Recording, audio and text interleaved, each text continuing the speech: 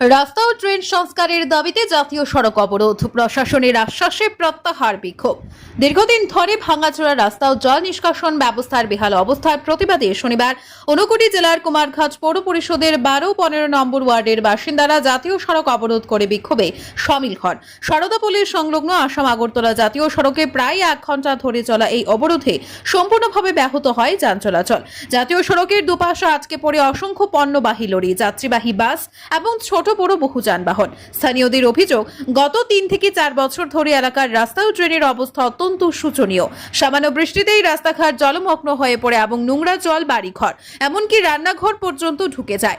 ভাঙাচোরা রাস্তার কারণে প্রায়ই ছোট বড় দুর্ঘটনা ঘটছে। বহুবার পৌর পরিষদ ও প্রশাসনের দ্বারস্থ হলেও সমস্যা স্থায়ী সমাধানে কোনো কার্যকর পদক্ষেপ নেওয়া হয়নি বলেও অভিযোগ করেন তারা। আন্দোলনকারী সাধনা দেব অভিযোগ করেন, এলাকায় নিয়মিত বালু ভর্তি ভারী যানবাহন চলাচলের ফলে রাস্তার অবস্থা আরো খারাপ হয়ে পড়েছে।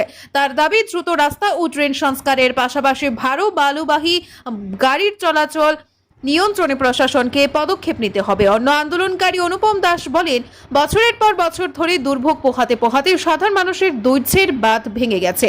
বৃষ্টি হলেই রাস্তায় কাদা ও নোংরা জল জমে যায়, ফলে সাধারণ মানুষের চলাচল যেমন ব্যাহত হচ্ছে, তেমনি একাধিকবার তিনি নিজেও মোটরসাইকেল দুর্ঘটনার শিকার হয়েছেন বলে দাবি করেন। আন্দোলনকারী উমাপাল অভিযোগ করেন, স্থানীয় বিধায়ক ভগবান দাস এডিসি নির্বাচনের পর রাস্তা সংস্কারের আশ্বাস দিয়েছিলেন, কিন্তু দীর্ঘ সময় পেরিয়ে গেলেও কাজ শুরু না হওয়ায় ক্ষোভ বাড়ছে এলাকাবাসীদের মধ্যে। জাতীয় সড়ক অবরোধের খবর পেয়ে ঘটনাস্থলে পৌঁছায় কুমারঘাট থানার পুলিশ, মহকুমা প্রশাসনের আধিকারিক, কুমারঘাট পৌর পরিষদের চেয়ারপারসন বিশ্বজিৎ দাস এবং স্থানীয় জনপ্রতিনিধিরা। আন্দোলনকারীদের সঙ্গে আলোচনার শেষে দ্রুত রাস্তা ও ট্রেন সংস্কারের আশ্বাস দেওয়া হলে অবরোধ প্রত্যাহার করেন বিক্ষোভকারীরা। মেন রোড অবরোধ করছে, সারদাপল্লীর রাস্তা ঠিক হইতো, এছাড়া বালির গাড়ি বন্ধ হইতো। আমরা 3টা বালির ঘাট বন্ধ হইতো আর আমরা রাস্তা ঠিক হইতো। ধনী চক্রবর্তী, রাহুল দাস আর ওদিকে হয়েছে লিটন দাস।